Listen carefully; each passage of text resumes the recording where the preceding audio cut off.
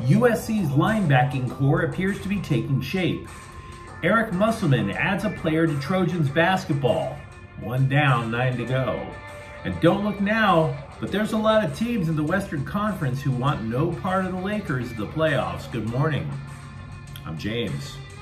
This is your daily dose of sports and snark for the greatest sports city in the world, Los Angeles. This is the Faithful Angelinos Morning Report. So, it is April 4th, 2024. When this clip is done, I'm heading to the airport, heading home to the wife. So it's an awesome day already. And of course, you know what else is awesome? LA sports. If you like being in the know about LA, clickety-clack the like button. Clickety-clack the subscribe button. There's a notification bell. Hit that. It lets you know when we drop new content. Sharing is caring. Let people know we exist, and by all means, comment. Now, before we go through the news and notes, a look at the scoreboard. Cubs 8, Dodgers 1. Shohei Ohtani drove in Mookie Betts for the only Dodgers offense. The Dodgers defense let them down even more with 3 errors. Put it to you this way. Gavin Stone pitched 3 innings and allowed 5 runs. Kinda. Because only one of them was earned. Meanwhile, Minnesota defeated the Lakers 127-117.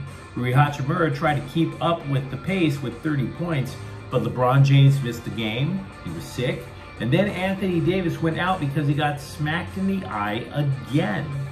And I must tell you, I'm very chagrined by this because I thought I was the one who had a very punchable face.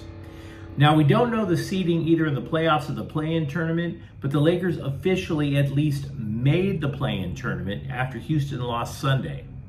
But the Lakers slipped into 9th in the conference. We'll talk more about that in a moment. Meanwhile, the Clippers defeated Cleveland 120-118. The Clippers notched their 50th win of the season behind Paul George's 39 points. Meanwhile, today, the Dodgers are in Minnesota at 440. James Paxton is 1-0 without an ERA. And Bailey Ober is 0-1 with an ERA of 54. What do you say we get to the news? When you have a dumpster fire, they tell you to aim the fire extinguisher at the base of the blaze, right? Now, of the dumpster fire that was USC's defense last year, maybe the base of the blaze came at linebacker, because it's apparent to me that the Trojans are trying to douse that problem first. New linebackers coach Matt Entz, former head coach, said that the new Trojans defense will often look like a 4-2-5, which means, of course, 2 linebackers. We also knew that incoming transfer Easton Mascarenas-Arnold likely had one of the 2 starting spots locked up because he was all Pac-12 with Oregon State last year before transferring to SoCal. But when asked by a USA Today scribe, Entz was all about Mascarenas-Arnold, but then he added, quote, then you got a guy like Eric Gentry who plays multiple spots. Eric is all about the next play, is the most important one. So they complement each other, unquote. Entz also did mention Mason Cobb in passing, but the comment, they complement each other. Is that a hint that Gentry is in the lead for the other starting spot? Now, for his part, Gentry told the LA Times he loves everything about the new scheme, the new coaching staff. Quote, that's my guy. Coach Entz is amazing. It feels good to have people that know what to do with me, unquote. Now, for those unfamiliar with Eric Gentry, he transferred in from Arizona State 2 years ago. His first year, honestly, he looked like a small forward taken from the basketball team. I mean, he was pretty effective. He would chase down plays. He had these long arms to swat passes. But like many players at USC, the former defensive coaching staff didn't effectively utilize him because he looked funny. He's a very tall, lanky guy playing linebacker. Well, apparently now he might be the solution to the Trojans' linebacker problem. Scribes who cover USC, though, don't believe Cobb is out of the rotation yet. Gentry said that he's not only been lining up at linebacker, but over at rush end. which means Cobb obviously is going to be getting his snaps if that's the case. Gentry has also added weight to look a little less lanky, and the coaching staff has asked him to keep doing that. They want him to get up to 230 pounds. Just when you were wondering if Lincoln Riley had lost his damn mind and forgot he was an offensive genius, he recruited offense finally on Sunday. Four-star running back Harry Dalton of Virginia, the class of 2025, has committed to the Trojans. He's the 20th ranked running back in the nation for that class, and that will keep USC's recruiting class ranked 3rd nationally and 2nd in the Big Ten Conference. This is according to On3 Sports and their rankings. The thing with Dalton, though, they call him a running back, but he also played quarterback last year for his high school. So he wound up rushing for 1,295 yards last year and scored 27 touchdowns. Very impressive. But he also passed for 1,662 yards and 16 more touchdowns. Now, I'm going to be honest about this. I have not seen film of the dude, so this is speculation, what I'm about to say. Maybe they have him lining up as quarterback in the shotgun, and he just dominates, whether it's as running the football or throwing it. But I would presume from that the scouts still project him as a running back. Either way, if I'm wrong, all I can tell you is this dude clearly makes plays. Also with the Trojans football team, Rajon Davis is injured yet again, a hand and a wrist, and the coaching staff has moved Anthony Beavers from safety to linebacker because his size and his physicality suggest he'd be more effective there. Obviously, lots of news coming out of spring camp for USC. But elsewhere at Heritage Hall, I don't even think new basketball coach Eric Musselman has unpacked the boxes in his office because he went straight to recruiting. Which is a pretty good idea because when he took the job, the Trojans had only 4 scholarship players. Yeah, that's kind of a gaping hole. That's a hole so deep you would expect Leo DiCaprio to drown as a result of it. So the player that's coming in, forward Josh Cohen, is transferring in from UMass. Cohen originally wanted to transfer to Arkansas because he wanted to play under Musselman. So Musselman comes here, Cohen is following the coach. He averaged 15.9 points per game last year with the Minutemen. And of course, the Trojans now have 5 players, which at least means they can play a game, but they're all forwards. Somebody's going to have to learn to dribble. The following story that I'm about to tell you is one that we also talked about last year. The Lakers putter along for most of the year, and then with a couple of weeks to go, they just start slaughtering everyone, like a team of John Wicks after the Beagle got killed, right? Going into Sunday's game, which I acknowledge they lost, the Lakers had won 9 of the previous 10 games, and they moved up to 8th in the conference. Now, as we mentioned earlier, with the loss, they slid back to 9. But reclaiming number 8 matters a ton in the play-in tournament because it gives you 2 chances to get to the actual playoffs. If you beat the 7th seed, which is currently New Orleans, you automatically qualify for the playoffs. And you're facing the 2nd seed instead of the top seed. The 2nd seed, by the way, at the moment is Minnesota. On the other hand, if you lose that first play-in game, you still slide in, but then you wind up playing the top seed if you in fact slide in. Now that's currently Denver, which is obviously a terrible matchup for the Lakers.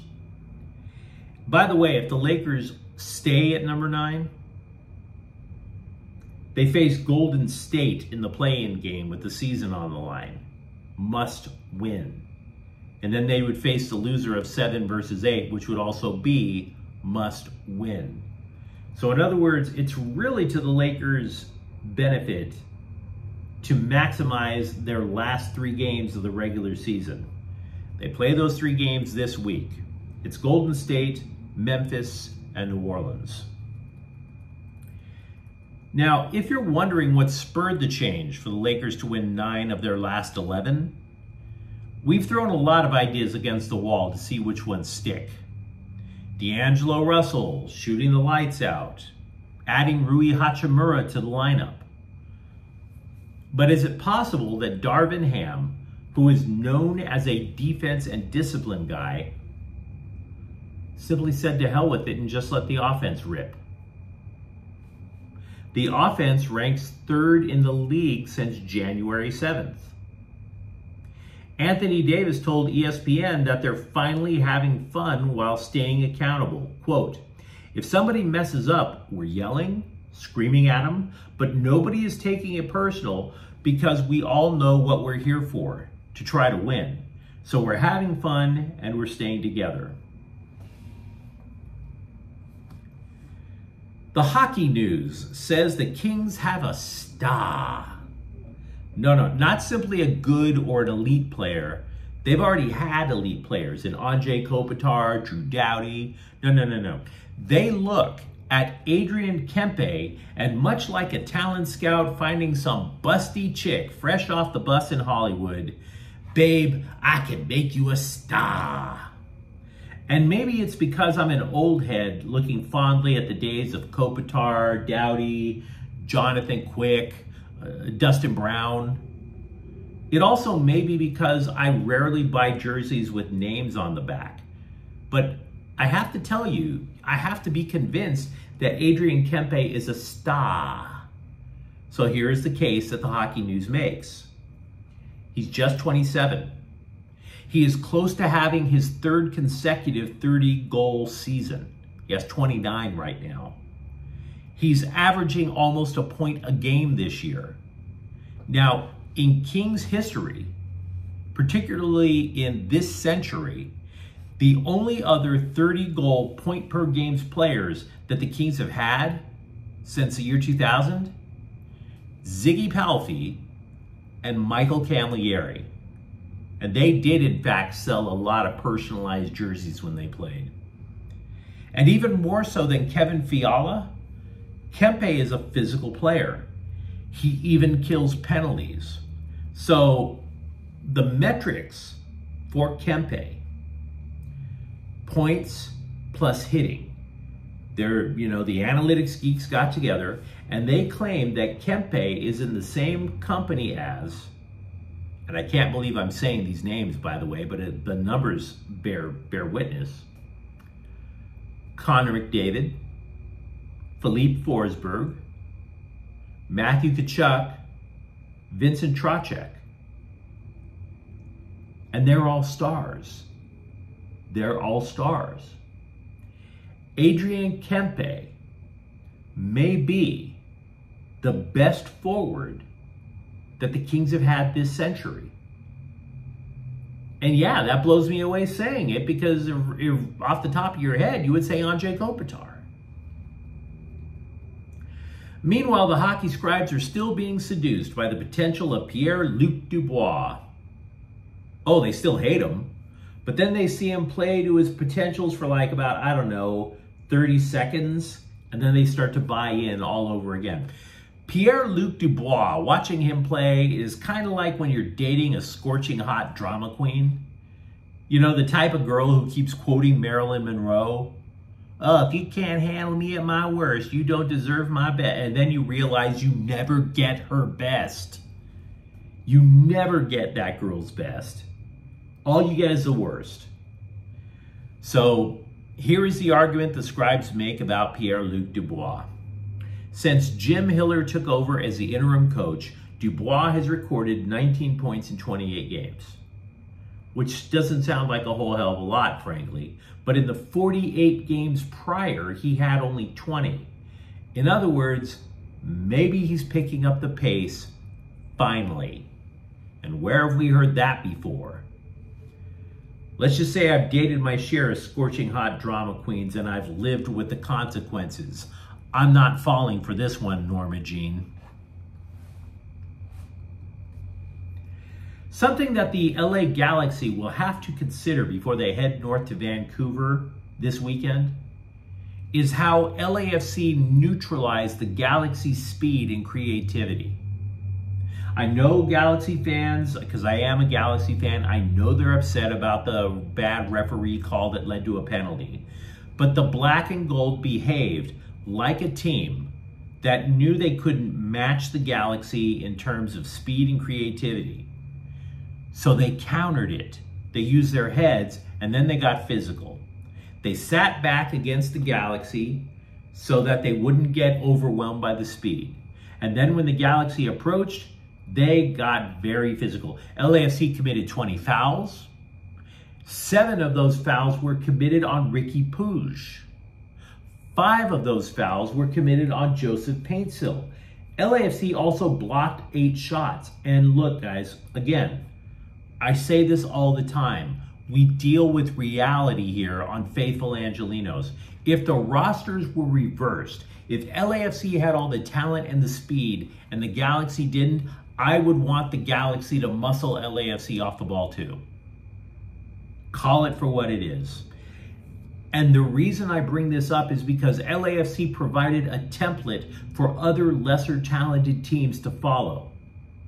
Because Puig is not a physically imposing guy. He's going to get the hell beaten out of him every game coming forward if the Galaxy do not come up with a counter. Now, if you're saying, well, okay, who could be the counter? I do have a sort of answer for you.